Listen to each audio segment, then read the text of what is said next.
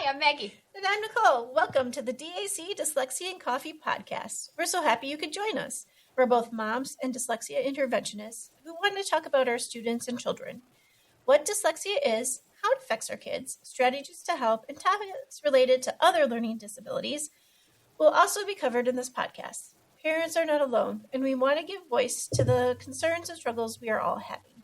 This is a safe place to learn more about how to help our children grow and succeed in school and in the world. Grab a cup of coffee and enjoy the conversation. Hi, everybody. Welcome to episode 99 of Dyslexia and Coffee podcast. We're excited that we're all still here. We're going to start today's episode like we do every single time, and that is with the concept of the week. So the concept of the week is our opportunity as practitioners to kind of pull back the curtain a little bit and let our listeners into an intervention session. So we like to pull things out that we would either be teaching directly to our students or we would be instructing their parents and caregivers on. So today's concept of the week is a revisit. This is one that's always worth a revisit, and also one I've been asked a lot of questions about lately by some of the parents who attend here at DAC. So the concept of the week this week is phonological awareness. This is a broad umbrella term, and it is the ability to recognize and manipulate the sounds of spoken language. So this actually applies to words, syllables, onset, rhyme, and individual phonemes. So this is a really important foundational skill. It is also often the primary deficit of students with dyslexia. So always worth a revisit and something I've been asked a lot of questions about lately. Exactly. So welcome to episode 99. We're going to talk about the reading brain today. Yay! I love talking about the brain and how it works. So this is going to be, I think, a really fun episode for us. It's going to be a little bit technical, but we're going to try the best we can to walk our listeners really through what is going on neurologically when we are learning how to read. Correct. So the first thing to remember is speech. That human develops oral language automatically. Yes. So just so you're aware, you can pick it up because our brains are wired to pick up oral language. Yes. Without instruction. Exactly. Human babies in utero are already developing their ability to speak and use oral language. But the brain is not hardwired to read. Which is very interesting, right? So really, the areas in our brain that we do use to read, we're kind of like over mapping, right? Like we're over mapping our oral language onto our written language system. So we're kind of using those pieces of our brain in a way that they weren't originally designed to do, which is fascinating. It's fascinating to me that our human brains can even do that in the first place. Correct, right? Who would have thought? Mm-hmm. So language develops in the left hemisphere of the brain. And so that is where typical readers show activity when they're in an MRI machine when they're doing reading activities. I think that's an easy way to put all that together. Yes. So like there's the right side of the brain, that's the more creative side of the brain that helps you with like other functions that you need. Yes. So the interesting part is in those MRIs in students with dyslexia brains, they're being inefficient. Yes. Basically, they start maybe in the left hemisphere, run over to the right hemisphere, and then come back to the left hemisphere when they're learning to read, because there's activity in the right hemisphere in the MRIs in a dyslexic brain. Yes. So, which is fascinating. It is very fascinating. And it makes sense when you do know about dyslexia and interactions that we have with our students. So let's talk about typical reading development. So let's talk about what actually happens in our brain when we're actually learning how to read. So some main 3 areas of our brain that have to do with reading acquisition. So in our kind of more frontal lobe, all right, is an area of our brain called the Broca's area, otherwise known as the inferior frontal gyrus, just in case we're needing some technical terms. Okay, that area of our brain is known for articulation and word analysis, right? Yes. So kind of like that phonological area of the brain that breaks those words down into the phonemes and kind of shows the different things that can happen in a word, right? Yes. So sometimes that's what's called the phonological processor. Mm-hmm.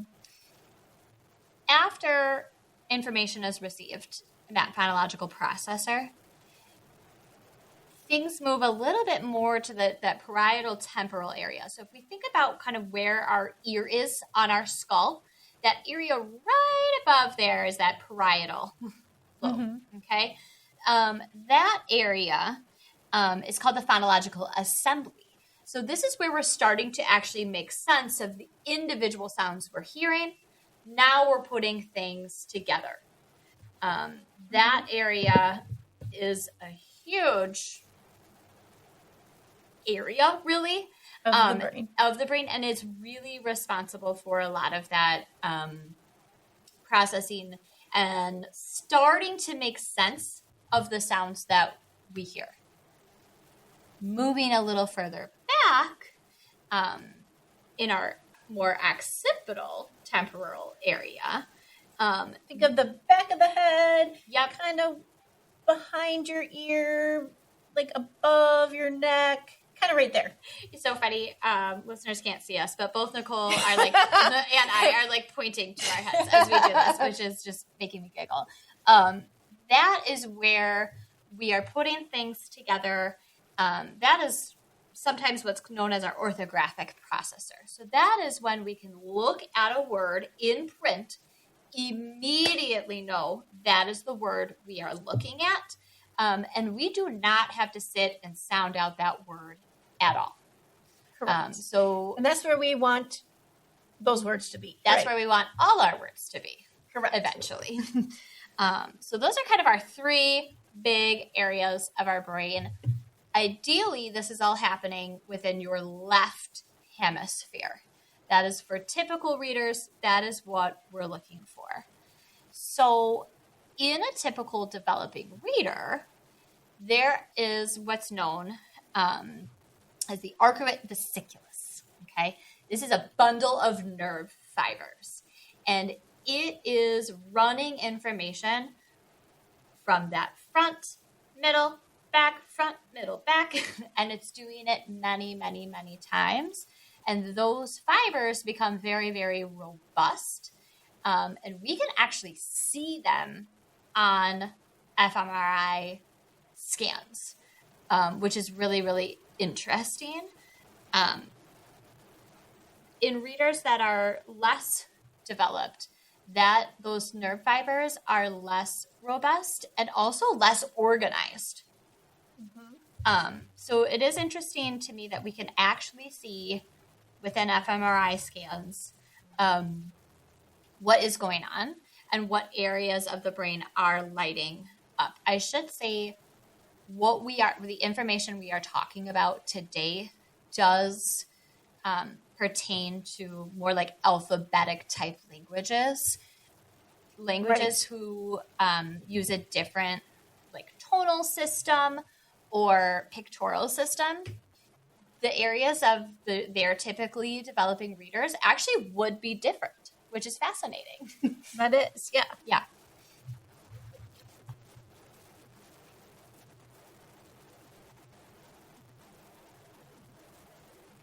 And just, this research has been repeated many, many times with many different researchers in many different studies to show these same results of the pathways of the reading brain.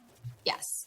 One of the original researchers with the Shaywitz studies, that's kind of the original framework, but this has been replicated a lot since her original work. Correct. And typically, right, we see that these reading networks are pretty fully formed by that 4th grade level, right? Yes. Yes. So thinking about they're building up those pathways and they continue to grow. Yes. But by 4th grade, you usually have a pretty solid system in a typical reader. Which is interesting. And it is also true that development, so usually that phonological processing, so that the Broca's area that's more in your front of your brain, that's going to develop first, followed by that assembly, that middle part, followed by that orthographic area. Right. Which makes sense, right? Which totally makes sense. So let's think about what's going on in our brains, right, when we are learning to read, or kind of what is necessary. We really need strong oral vocabulary skills in order to become proficient readers. It's because a solid oral vocabulary will help children understand and recognize the word in print. We have to be able to first be able to speak and understand words in order to make that transition to printed text. It's one of those areas of research. Right? There's like a lot going on right now about, okay, how do we tell the difference between something that's a developmental language disability versus what is dyslexia? And it's why it's very hard to piece it apart, because if we do not have that strong oral language component, automatically our ability to read is going to be diminished. So in some readers, being able to piece that apart is actually really, really difficult. And I think the more you understand about neurology, the more that actually makes a lot of sense to me. Right. Sometimes, too, to kind of make meaning of this, right? It's not just a one-way street. There's many things that need to be working all together for reading to make sense. Sometimes this is called like the 4-part processor, right, for word recognition. So, for example, right, we need to have our phonological processor, our orthographic processor, and our meaning processor. There's also context, right? So, like, for example, if I just say the word ball, right, so play along with me, everybody, right? Like, close your eyes for a minute and picture a ball. What are you picturing? For me, I'm thinking of like a playground ball. What are you thinking of, Nicole? A baseball. Yeah, right? Makes sense. It's summer as we're recording it. Baseball does absolutely come to mind. And that would be how most people would answer, I would think. Right? I would think so, yeah. I would think so. But understand all of a sudden, right, if I say we are going to a ball on Saturday, are you now thinking a baseball? Nope. Nope.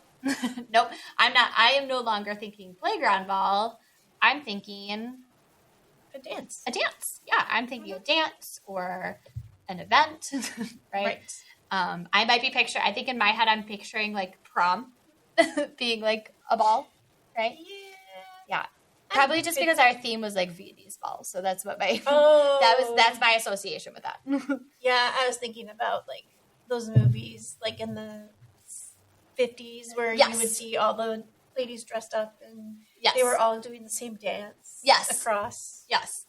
Yeah, that's exactly. So both of us are actually using our context processor to put meaning to that sentence. We're using things we already know to make meaning of that word, ball. So the more I think we understand about this, the more it makes sense where we're working with our readers.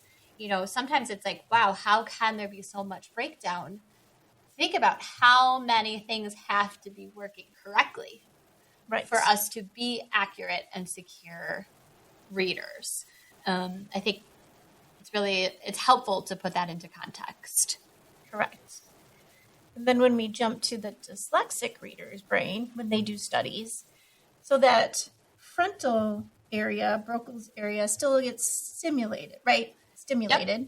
But then what happens is instead, on the right side also gets stimulated, and then it goes to the right rear for the orthographic processor instead of the left. But that's not really where we store words, and so those words kind of don't know where to go, and they don't come back sometimes. Yeah, exactly. Which we see in our kids all the time. Exactly. We're not using the efficient means of storage.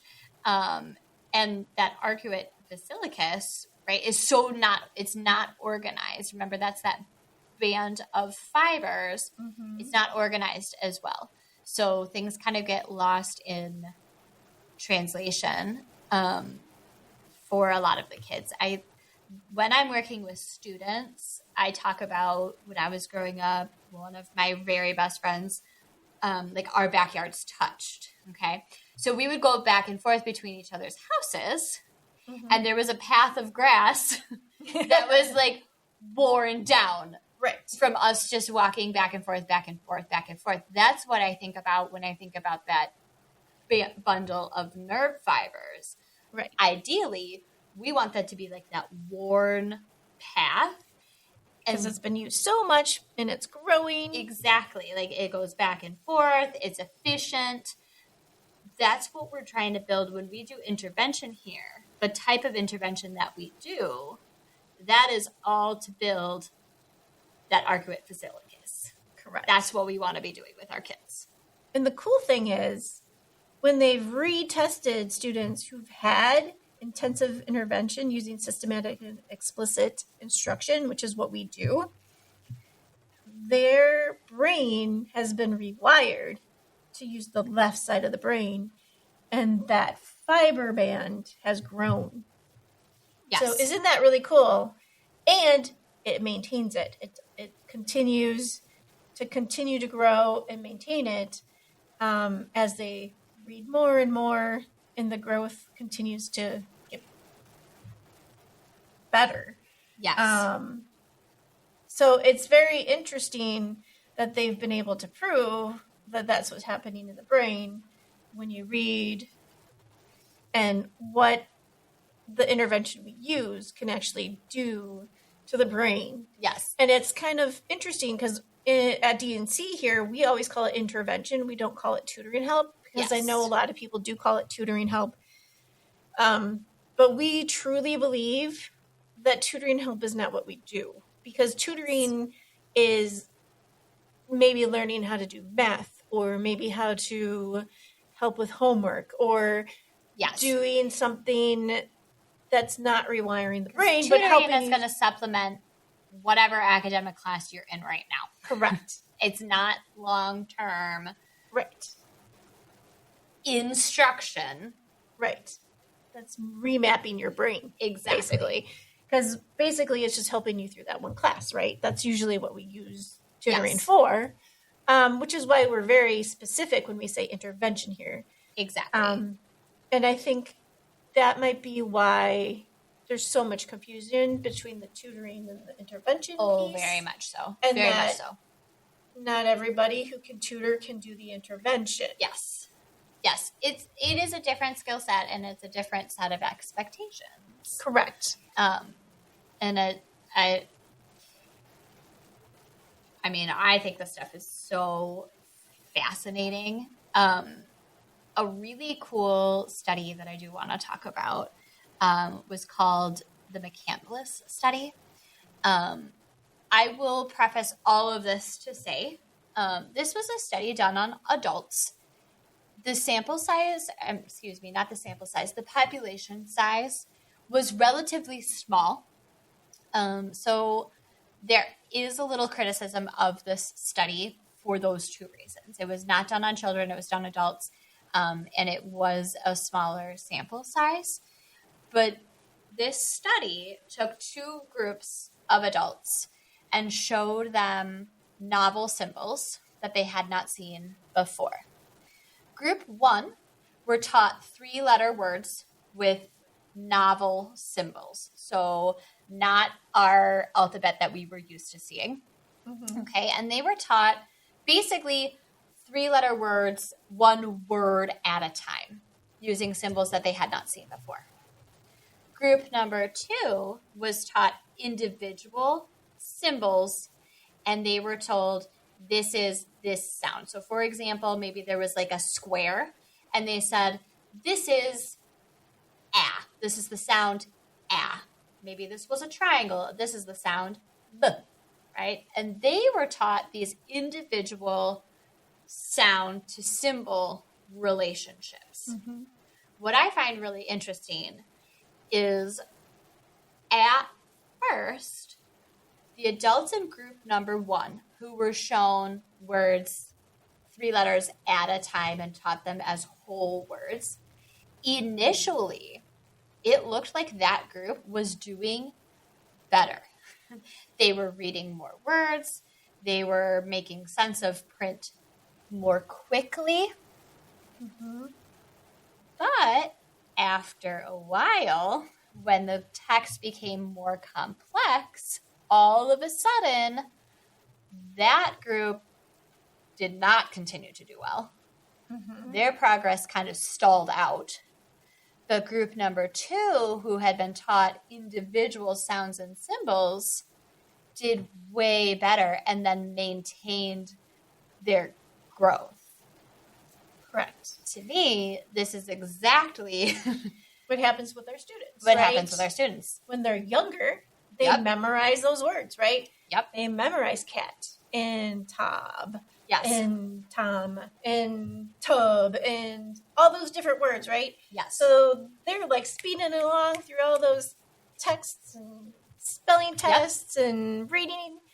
But then when they get older and they get in a harder class, they start not being able to decode those longer words, more syllables. They just can't do it.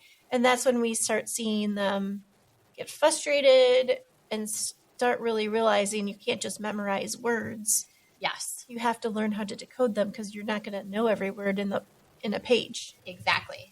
And I think it's exactly the thoughts behind whole language instruction, the way that many of us in, a certain generation above were taught how to read. We were taught whole words, mm-hmm. And everything was in the context of meaning.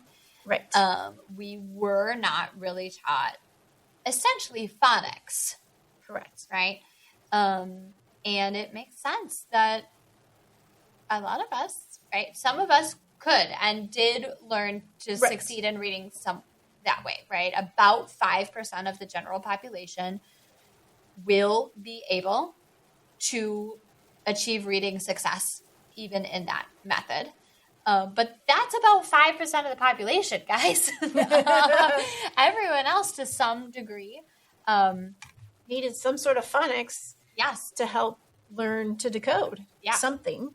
And I think this study just kind of shows why, and that it continues to grow. Obviously, they can't we do it on children, and we know why, right? Because you can't do harm in a study, and that would be harming the children on how to teach them how to read. Yeah.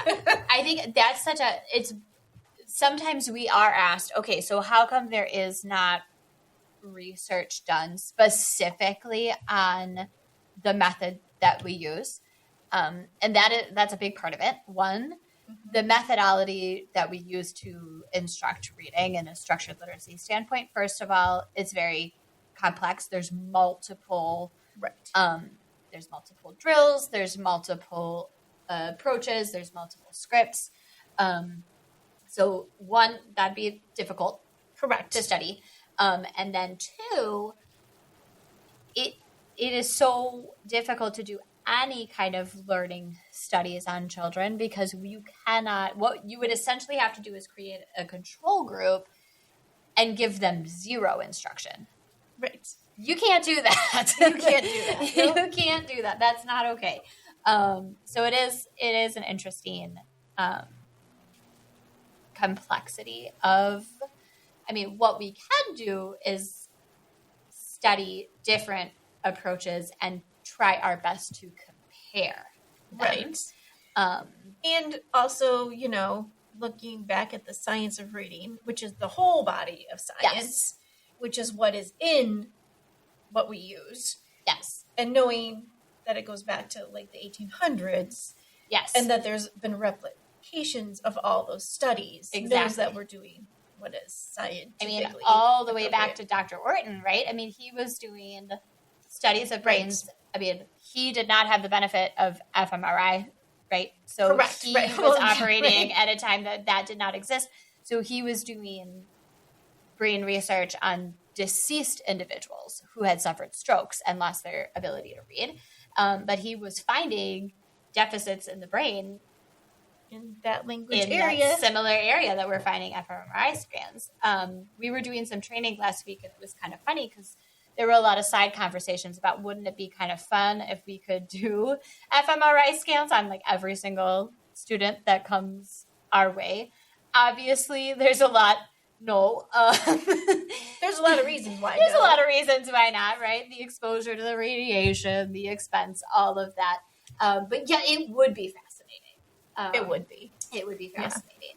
Yeah. It would be definitely very fascinating. Well, so I hope you guys liked learning about the brain today. So Maggie, what's happening beyond dyslexia? Oh my goodness. Well, as we record this, it is July, and we live in Wisconsin, right? So the weather always can be quite interesting here. True. And in addition to the weather being quite interesting, we also are experiencing a lot of smoke in our atmosphere due to the Canadian wildfires, which are now into Minnesota. So today we are indoors, which is making me kind of sad because it is actually a beautiful day. It's been so hot, so humid, so sticky. Yeah, and today's perfect. But we still can't go outside. Because dangerous it is levels. Actually hazardous to your health to go outside today, which makes me really bummed out. Me too. What is happening for you, Nicole? Well, as we're recording this, last Thursday we had our second annual golf outing, and it was super fun. We had people come, and then we had a couple new groups come, and we made money for our financial aid scholarship program, and it was so nice to see everybody and to just celebrate what we do and be able to share how much impact we've had in just 1 year of having our Read and Succeed project. And so I think that really made an impact on the people there. Very much. So I think we're really excited to have it again next year. Within 1 year, we've been able to fully fund 5 assessments. Mm-hmm. We have 8 students receiving financial aid at the moment, and over 246 instructional hours we have been able to provide to students who otherwise would not be able to afford our services. And I am really, really proud of us for that. Yes. That is really good work. For our first year. For our first real year. And I really cannot wait to be able to show that slide last year. The event we did on Thursday, we raised some serious funds. And I'm thrilled about that. So like to be able to use those dollars for good, I can't wait to see what we can do in a year. I'm really proud of that. Yes, me too. Hey, well, thank you everybody for listening. If you do like our show, please do follow us on social media. Please like us, share us, give us a review. Those reviews, you guys, that's really how we get bumped up in the algorithms. That's how we get to reach more listeners, and that's how we help more families. So thank you, everybody. Thank you.